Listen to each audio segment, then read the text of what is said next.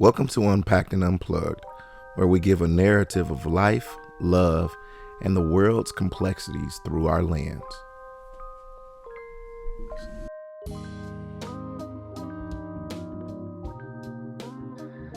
And we are back for episode 4 of Unpacked and Unplugged with the Britons. So happy that you could join us on today. We have been kind of going back and forth on what our next topic would be, but before we hop into that, we just want to again say thank you for the feedback. Thank you for the suggestions. We are considering them all and probably will get to them all at some point. Definitely. But this topic is one that is widely requested. So episode 4 is going to be entitled Boundaries. Unpacking boundaries. Whose boundaries? The boundaries of your relationship. Unpacking the boundaries. Unpacking, protecting. Yeah. Boundaries. Who you protecting them from?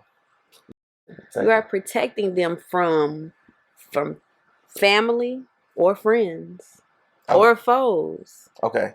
But setting those boundaries, it's really important that you do that as a couple, because they have the tendency to be overstepped if situations are not checked early. So you ready to hop on into this? Yes. All right. It's a good topic. It's a good topic. So starting out, I just want to say that it's okay for you to live a life that is fulfilling to you, even if family and friends don't understand it. They won't always understand it. And that just doesn't just apply to relationships. Whatever it is that you want to do in your life, as long as it fulfills you, you are your number one obligation. Your life, your fulfillment, your happiness. You can't always depend on family to give you the okay. Maybe when you were younger, but if you're an adult out here doing adult things, adulting, your decisions are for you. But we are talking about relationships. So when it comes to boundaries, I've noticed on social media, I've seen the memes, I've seen the funny stories, and some are meant to make sense, but some are also being made as a subliminal to their own family. And that just lets me know that a lot of people have not addressed or dealt with the issue of boundaries. It's addressing it more than anything I can say from my experience, especially with family, friends and family. I think it comes from a place of, for us men, and just being completely transparent, we have it's difficult for us to put the title. She is my girlfriend. She is my fiance. She is my wife. And so the thing about it is, when you don't make it clear to family and friends about the title that the woman in your life holds, that's when they overstep boundaries. So what you're saying is, before we even hop into it, what you're saying is a lot of the times it depends on who and how you are, I guess, addressed. I'm saying that because I've been guilty of it. I'm my own mind, but I've been guilty of it. And so, not saying that family is okay, because let's say the transition between we're dating, we're dating multiple people. I'm dating. That's my classification. Well, my mom always taught me, date women, but let them know that you're dating. Don't make them feel like they're the only one until they're the only one. Then when she becomes that only one, she has the title of girlfriend, then, you should address her as such. Around family and friends. Yes. Okay. And so and I think coming from a place for me, sisters, You know what I'm saying? And so it's like being the boy, being the male. It's like, okay, sisters have their mindset, whatever it may be, of the brother. And so if they feel like they need to protect their brother from these scandalous women, or they feel like, Understood. or they feel like my brother, nobody's good enough for my brother, or they feel like, I don't like her for my brother. Okay, their opinion. But again, your life, family member's opinion, whatever that may be. But the bottom line is, because they don't understand the position of said woman, they're going to overstep their boundaries because you haven't drawn a clear line in the sand. Haven't drawn that line, that boundary. Okay. Haven't made that clear. So we're going to unpack ways to start that conversation with your family and friends so that you can get those boundaries. I mean, it's easy to tell your friends and your significant other when you've had enough of something, but telling your family is another beast in itself. What we fail to realize, what a lot of people fail to realize, is having boundaries is something that helps you cultivate a healthy relationship, right? Without a doubt. So if you don't have those boundaries, then you're going to accept anything, and anything that you can accept will play a part in your mental health later on, because you're going to be holding things in. So it doesn't matter who they are. Parents, aunts, uncles, grandparents, and yes, children too. You have to draw a clear line in the sand when it comes. So for most people, I think when people move into adulthood, and like I've said before, when we've had conversations, even with my friends, it's like, I feel, this is my perception, this is just my opinion, everyone, but that men move off of one word, women move off of one word.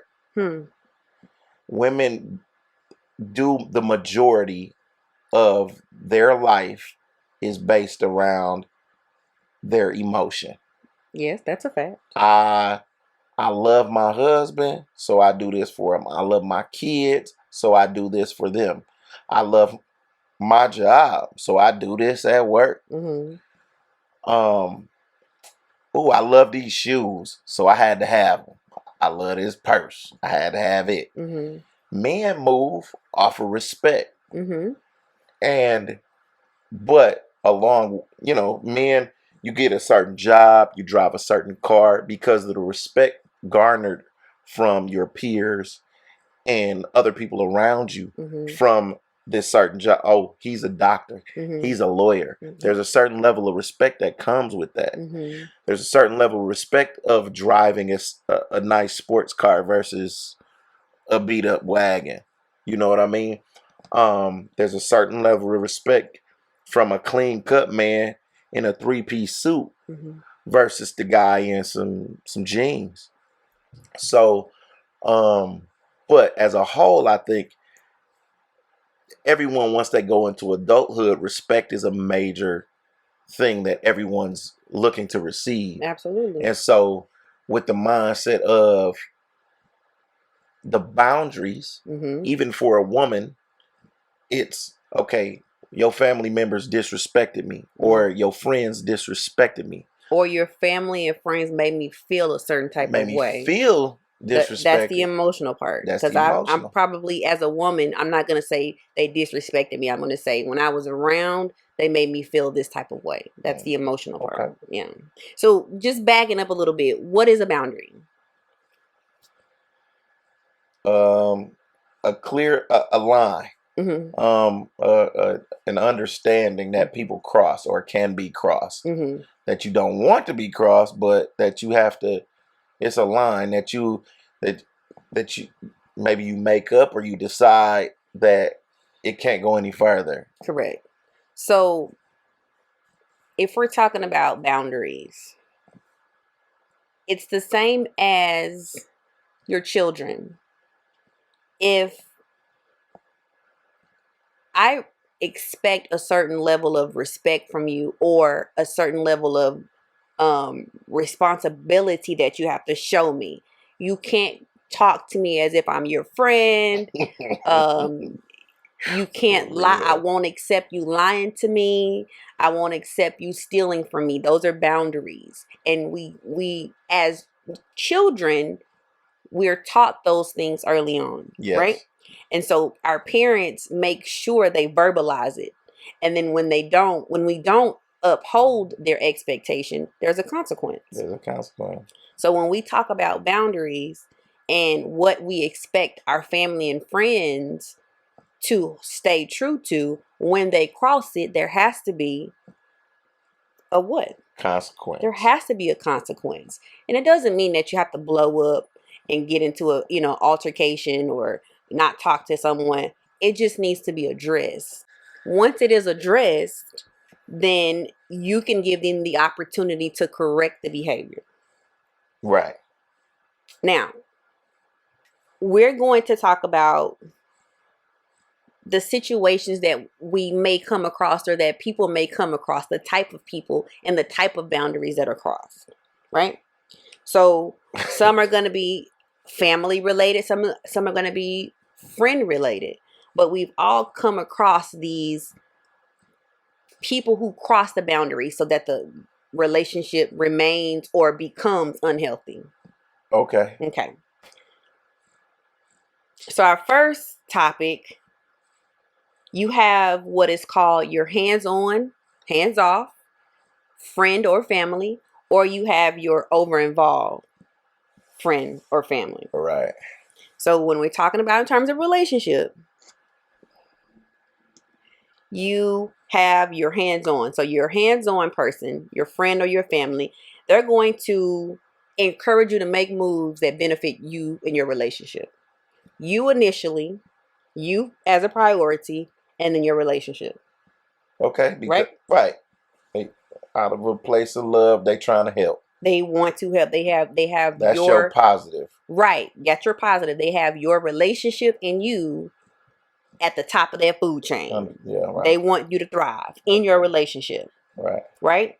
Then you have your over involved person, family, friend.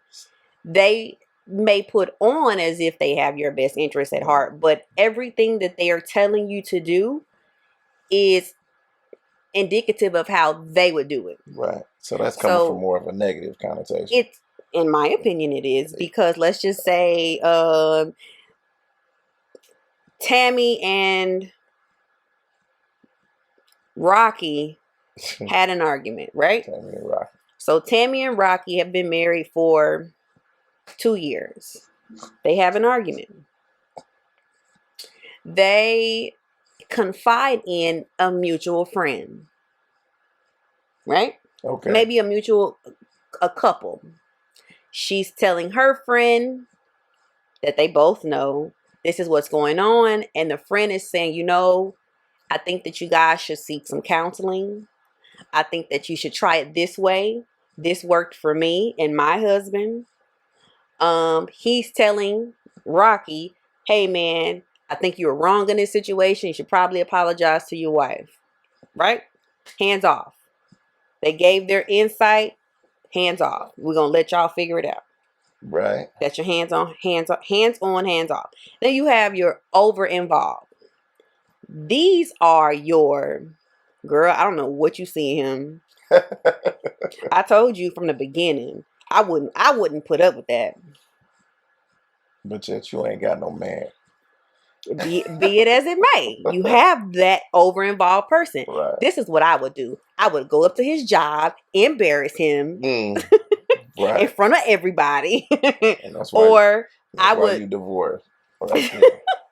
Or if, we're arguing over money, girl, that money belongs to you too. I would take it and use it how I see fit. Not the best advice, something that you would do, but not something that's going to benefit my relationship. And then you have Rocky's friend who's telling him, man, my wife don't do all that nagging. Let me tell you what you should do. Come with me and the boys, and we're gonna go And I'm gonna show you what type of lady I think it would be better for you. Ooh. Oh, okay. I don't know. But those over involved, they don't have. Is that what you think happens? For real.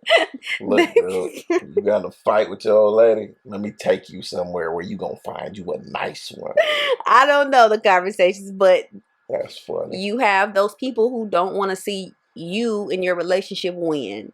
And so you have to draw the line with those people or remove those people from your inner circle. Mm-hmm. You have to. What you know about someone being over involved?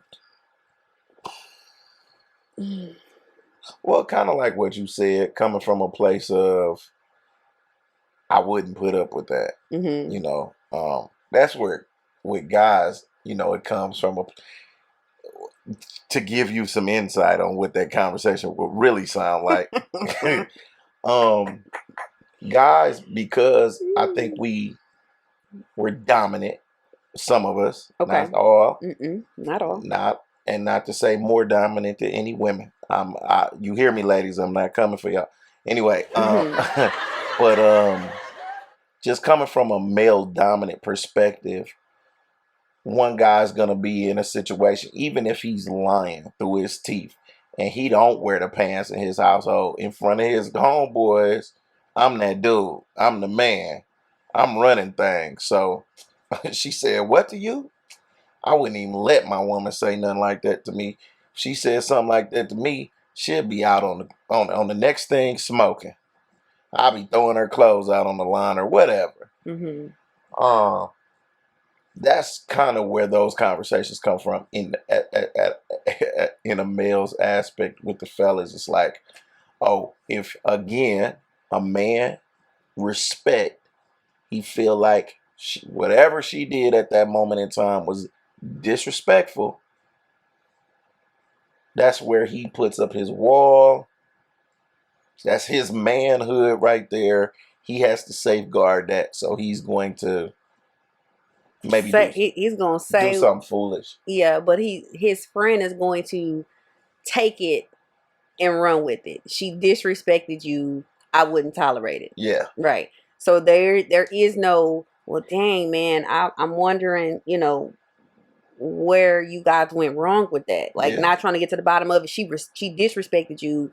You need to act on it. And that's the thing about knowing your circle, knowing the people that, like you said, the type of people that you're going to, if you're just having common conversation or if you're actually looking for helpful advice, you got to learn who you can go to with those type of things, with those type of issues. If you have those boundaries with people, if not, you just got to know who you can safely you could trust with that information. But yeah, that's mostly that's the conversation with guys. Is I don't put up with that in my house. Okay, so it doesn't go. I'm gonna meet you. Allow you to meet another woman. Doing that. All right. Okay. Anyway, next topic. Family and friend. You have who you may believe is the confidant, and then you have the gossiper. Right. So if we're talking about circles, right? So in my circle, family or friend, if I come to you about something near and dear to me, my marriage, my relationship, I'm entrusting that you're going to keep that. Right? Right. The only, sometimes when, and let's be honest, that has to be verbalized. No, though. why? You gotta tell people because certain people. No, I don't agree with that. I'm not saying but certain people don't. That's the whole thing. If I have to give a disclaimer to not tell my business, then I need to reevaluate who you are in my life. Well, certain people don't understand that. They feel like that's if you didn't say. And the only reason I'm saying this is because I've learned the people in my life that are these type of people where, hey, if I'm going to say words to you and I don't want them to go anywhere but this moment, this time, this conversation, I'm going to verbalize to you, hey, keep this between us. Please don't let this get anywhere else. This is where you say things like that. If I'm coming to you and I'm giving you inside information, hey, they noticed that you didn't do this today. Be careful next time. You didn't hear this from me, right? You didn't hear this from me. That's the type of conversation. If I'm coming to you and say, man, me and my husband had an argument last night. We can't seem to agree on the finances. I don't know what to do. And you tell Sally, Smitty, and Stacy, I'm gonna have a problem with that because I shouldn't have to give you a disclaimer when it's my personal life that I'm confiding in you. I understand. Okay. Yeah. So anyway, you got your confidant, you got your gossiper. Your gossiper is going to do exactly that. Gossip. They're going to probably offer you some advice, and it could be good advice.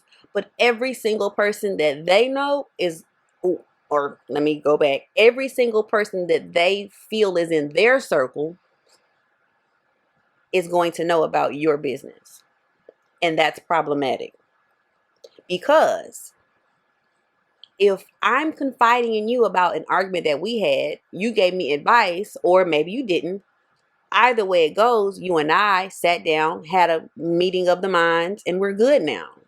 But now this information has been carried on to a different group of people who are now holding on to that little piece of information, that little moment in time, that little disagreement. I agree with you. Everybody knows the gossiper. I don't think there's any adult person that hasn't in their circle at some point in time, whether it's a friend, was a friend, or a family member that you're learned to love from afar, that has been that gossiper. Everybody has that. Everybody knows what that is. If that's a boundary, okay, so you said you have to give that disclaimer. Is that you drawing that line in the sand by giving that disclaimer? I feel like yes. But I feel like, oh my goodness, the boundary, I don't know. For me, I feel like the boundary should already be there. I think that once I know that you have loose lips, I just have to be mindful of that when I'm giving you other information. Okay. Period. From now until forever. Then you won't. I know how to handle it. Right. You know they got loose lips, right. But what if it's a person that you almost can't avoid speaking to? Not necessarily those sensitive topics, but what if it's a person that you really can't avoid having a conversation with? And when I say that, obviously I'm not talking about friends. You can avoid friends. Family members, for the most part, certain family members are family members you can't avoid. Let's be clear, that immediate family. You said you can't avoid? Yeah. There's no need to avoid them. Brother, sister, mother, father. There is no aunt, need. Uncle, there is no grandma, need to avoid them. Grandfather. You just need to keep. Them. No, you don't have to avoid them. What you're avoiding them for? Okay. I'm just going to keep my business to me. Certain information. Yeah. We're not going to talk about my relationship ever because you like to talk, and I am a very private person, and so once I know that I don't have that type of relationship with you, then I'm going to pull that away from you. We can talk about everything. We talk about the sun, the moon, and the stars, but not my relationship. Understood. The confidant on the other end, if I know it's somebody who, let's just say, I confided in someone for years, and there was one particular situation that they may have divulged information. It may not have been the full story, maybe bits and pieces. Then I can come to that person and say, hey, please be mindful that I'm coming to you and you alone.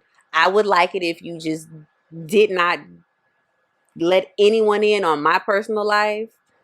I know that you've never done that before, but please don't do that again. Like, that made me feel like this, and be done with it. Right.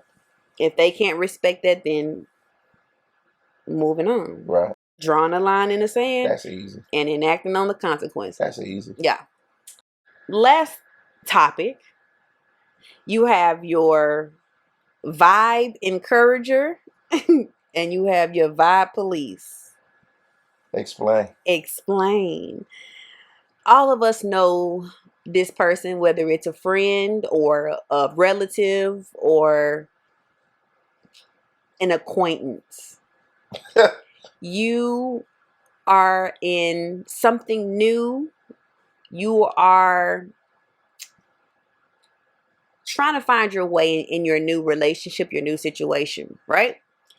And when you run into this person, the vibe encourager, they say, man, I haven't talked to you in a minute, but I see that you're happy. You glowing. You are glowing. You got it going on. You know what I'm saying? I get it. I get it. But just understand, if you ever need anything, I'm here. What is he? I miss talking to you. What is he doing so well to keep you smiling? Right. So much? That's the person that's going to encourage that vibe. That's right. Right? Yeah. That's the people you want around you. And then you have those who say, you've changed. Oh, that's your vibe police. That's your vibe police. You changed. Ever since you got in a relationship with your little girlfriend, you don't call me no more. Or ever since you got in your little relationship with your little boyfriend, you don't call me no more. You acting funny. Here we go. That's that one right there. you acting funny? Yeah, man. That's for real. And that's your vibe police. And at the end of the day, it becomes, why can't I change? Why can't I grow as a person? How about when we were closer, I was single. I had more time on my hands. Definitely. I may not have been in the best place for myself. My happiness being that we are one of one to make one. Mm-hmm. I didn't have my other half, which completed me. Mm-hmm. So you didn't see me at my complete happiness. Mm-hmm. You know what I'm saying? So, yeah. But I was available. So now I'm pouring into this love cup right now. Ooh. I'm pouring into it. Go ahead. I still love you. Nothing has changed. Making love deposits. Yes. I'm pouring into what I have going on over here. My number is still the same. I still love you. We can still hang out sometimes. Nothing has changed. But every interaction is, oh, you acting funny. Or they're in their feelings about your happiness. Okay. You have to draw the line in the sand. If this is going to be the conversation that you and I are going to have every time we talk, I guess we're going to have to wait to see each other on the holidays because that's too much. That's that loving you from afar. Then it's okay to love somebody from afar. Yeah. It's okay. Yeah. So how do we start the process of having the conversations about holding family and friends accountable for their actions when they cross boundaries? Well, I think those are those conversations you don't want to force, but anytime you can't miss your opportunities. When the girlfriend, fiance, wife is brought up, you got to take advantage. Well, since we on the topic of my lady, my love, my queen, I had a couple things I wanted to talk to you about. And so, it comes from a place of, in life, you get one choice, right? Your mother and father are given to you. Your kids are a gift. They're given to you by God, but they are who they are. You get to raise them, but they're going to be who they're going to be. Brother and sister, grandmother and grandfather. But you get to choose your spouse. You get to choose them for the person that they are at the time in which you meet them and for which you two grow together in life. You get to choose. That's a choice. That's your only choice. The people in your space that you allow in your space, that you allow in your life, in your universe. And I think that's where a lot of people lose that aspect of, this is my choice. I'm choosing this person. Not to say that I'm not choosing my family member, mm-hmm. but this is an actual choice. I still love you. Mm-hmm. Obviously, it's a different kind of love. Mm-hmm. It's a love on an intimate level. Mm-hmm. But this is my choice. This person, per our Christian belief, our background and whatever your religious aspect is, you come from a place of, this is who my Almighty has decided to make for me. This is who was supposed to walk with me in this life. My rib, my neck, my support, my back, all of that. So I think it's very important for people to understand that my helpmate, right? So I chose this person. This person chose me. This person is for me. We are supposed to fight with each other and alongside each other for the rest of life. Mm-hmm.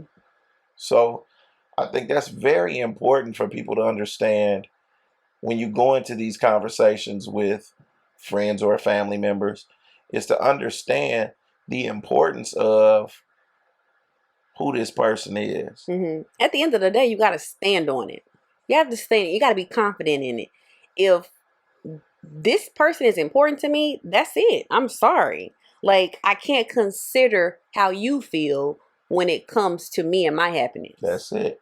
At the end of the day. Me and my happiness. And it's not this person's fault. Like, don't treat this person a certain type of way because you're not supportive of the situation. Right? Because you don't like, you don't like how I delivered the message. Mm-hmm. So now you're mad at this person. I delivered the message. The message came from me. Mm-hmm. If you're going to be upset, be upset with me. Mm-hmm. And so when those, boundaries are crossed, like, again, you have to make sure that you address them. And please understand, sometimes in order to take care of you, you got to be misunderstood. Don't always feel the need to over-explain your boundaries. That's not important. Well, that's the thing is about, it still comes from a place of perception, right? Yeah. So you play the perception game with somebody. Red, red, red, red, red, red, blue, red. What did I say? Red, red, red, red, blue, red. Right. You missed one. But anyway, the point I'm trying to make is, you say that to somebody, red, red, red, red, red, red, blue, red. What did I say? Somebody might say mostly red. You said mostly red. You said mostly red. So you generalized what I said. You cut it short. You simplified it. But that's not what I said. Somebody's going to say, you basically said you were mad and you were sad because you see colors as a feeling. Somebody's going to say, you were talking about hot and cold because you associate it with that. And so it's a person perception. You still got to make sure whatever you're verbalizing, that message is getting across the way in which you intended it to. So it's always good to say, what did you hear me say? What did you hear me say? What did you hear me say? What did you hear me say? So that there's no confusion. What did you take from that? That's the biggest thing, is asking somebody, okay, what did you take from what I said? What did you understand from what I said? How do you feel about what I said? And sometimes people are not going to be understanding. No. They're just not. And I think you have to be okay with walking away from people too. You gotta be okay with that. You gotta give that time to breathe, give that time to fester, give that time to sow itself and plant and grow. That sometimes it takes people a moment to grasp that understanding. They gotta take a moment. That's just like in a heated argument. You're supposed to walk away. And then you take the time to reflect and say, okay, now let me rethink this situation. Was I wrong? Or was I misunderstood? Or can I convey this message differently, for it to get a better response? So, sometimes it just takes that moment for somebody to step away for them to understand it better. And I think that some of us have families that it's just so very difficult to have those conversations with and to stand on those consequences. Yeah. And so as a couple, each of you have been assigned as the other's gatekeeper. Oh, that okay then. Come on and use the phrase. I mean, shout out to the Moors. Shout But out to the Moors. That's what's up. the gatekeeper is going to be there to catch you when you fall, when you don't have the words to say, when you don't want to hurt feelings. I don't mind hurting feelings. Pick me. Whatever. That's the gatekeeper. Whatever. And sometimes that's what it takes. But you and your spouse have to have that understanding. Are you willing to step in when I don't have a voice? Are you willing to step in? And that is very important, because if someone crosses Mr. B's boundaries, most of the time I'll get to it before he does. I'm learning to allow him to address it first, but as his gatekeeper, as his biggest fan, she don't play, y'all. I don't. Like, seriously, she don't play about me. I don't. Real talk. And vice versa. And you already know what it is, so we ain't got to speak on that. And vice versa. So I make sure I don't invite certain situations into my space so that my gatekeeper does not have to get involved. I ain't been a gatekeeper. I'm something like a assassin, mercenary. I mean, whatever you want to call it. He's that when it comes to me. But and that's the relationship that you should have with your spouse. We protect our castle. We protect our home. We protect each other's hearts. Mm-hmm. And so that's where you need to be with it. I think more than anything, a mate that stands for you, that always guards and protects you, is always going to have your heart. It's always going, Absolutely. And we're talking about boundaries as it pertains to the relationship. If your family is pushing the line or crossing the line when it comes to your significant other, you have to act on it. Because the way that they act is not going to be in the same amount of love that you would react with it. You know what I mean? So you have to address it before it causes problems. That's very important. You have your relationship boundaries, you have your personal boundaries, and then you got to protect your spouse. Period. You have to. Hey, look, I was crazy situation. How I got this little tidbit of knowledge was, I love my kids. I know my kids love me.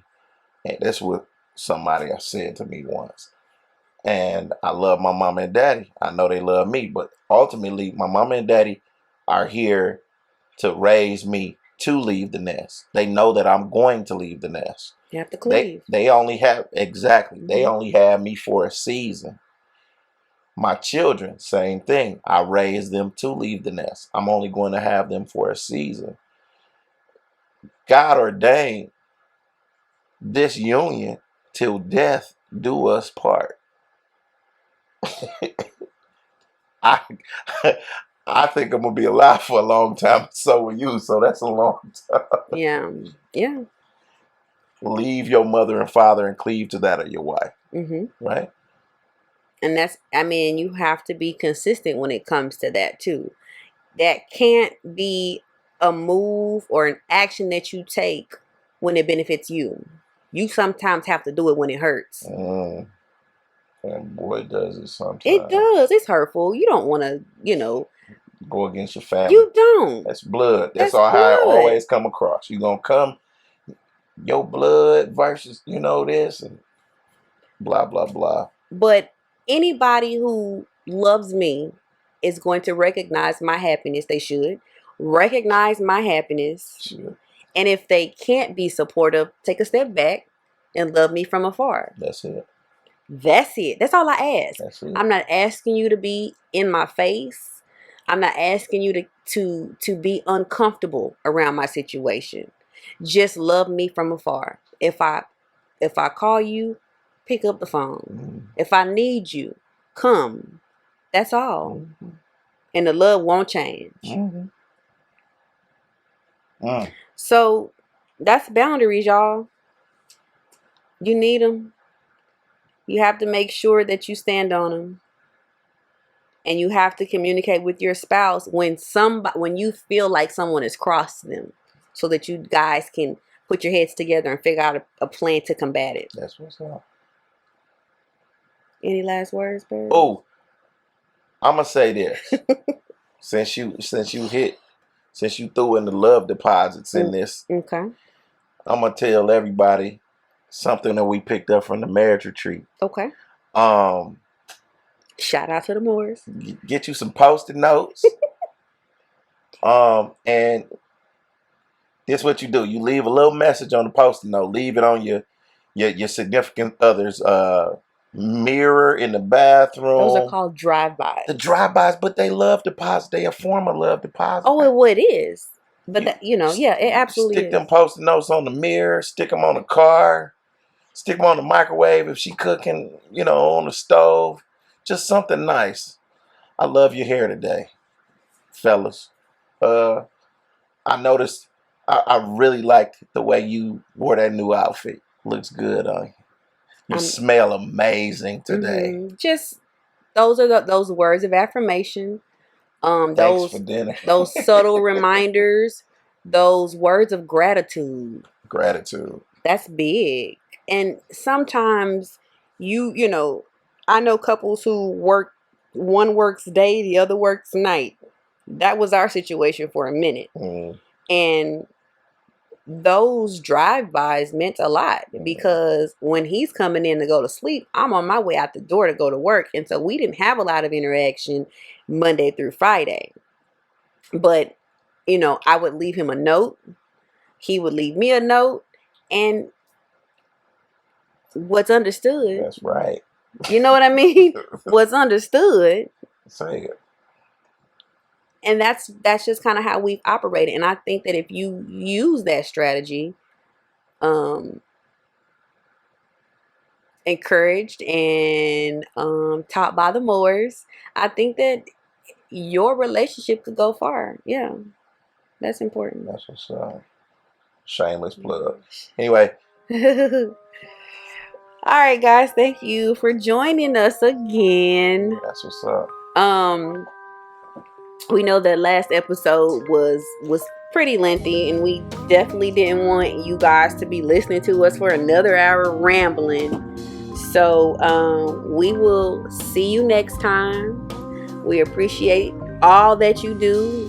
Your views on YouTube, your downloads on Buzzsprout, your downloads on Spotify, on Amazon, on Apple. We see all of that. We have listeners from Germany. I know, right? Pennsylvania, South Carolina, Oklahoma. I mean, we have listeners all over the world. Like, my mind is blown. And to think this just started based off of he and I wanting to talk. We just want invite people into our conversations.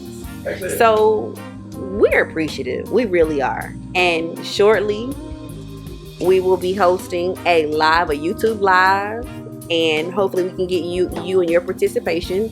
That's gonna be interesting. It is, but we ask that you share. Continue to share the podcast. Continue to send us the feedback. We appreciate it. Again, we will see you all next time. Thanks for tuning in.